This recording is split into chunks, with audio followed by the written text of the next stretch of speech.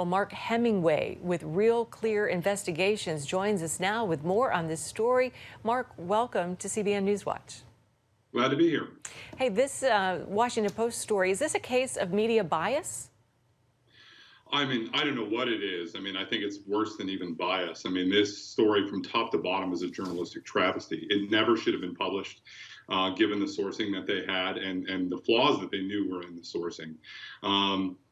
Well, we have a situation here where the Washington Post took secondhand quotes from someone in the office of one of Trump's known political enemies. It commented on the feud between the two people in the story, in fact.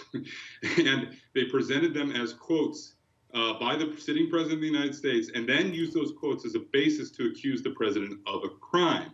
Wow. Democrats then used those same fabricated quotes repeatedly in their attempt to impeach him in February. I struggle to even explain how this happened. I mean, they were unable to confirm the quotes with additional sourcing, and they knew they were secondhand from a political enemy, and they still ran them. It's astonishing. Yeah, so do you think there's any legal implication, since they literally used these so-called quotes that everybody thought were real quotes in the impeachment trial? I mean, this was false evidence, right? Well, that is actually a very good question. I mean, Trump is obviously a big polarizing personality, and I don't know what his appetite for lawsuits are at this point in time. But, looking at basic libel law, at a minimum, this would seem to be a complete reckless disregard for the truth. I mean, there's no journalistic justification whatsoever for ever running the story in the first place, given the quality of sourcing that they had.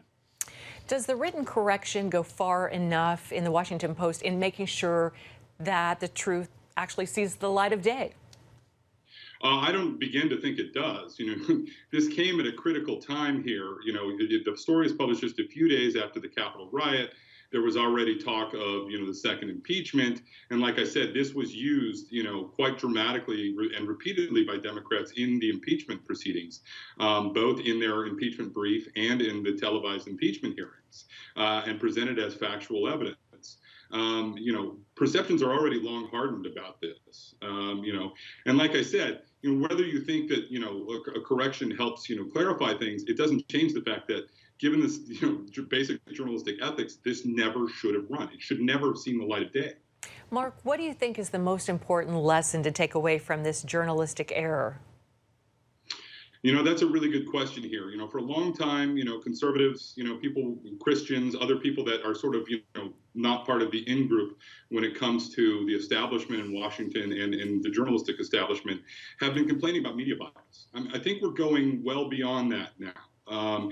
This is, whether it was intentional or not in this particular case, the fact of the matter is that all the incentives are aligned here.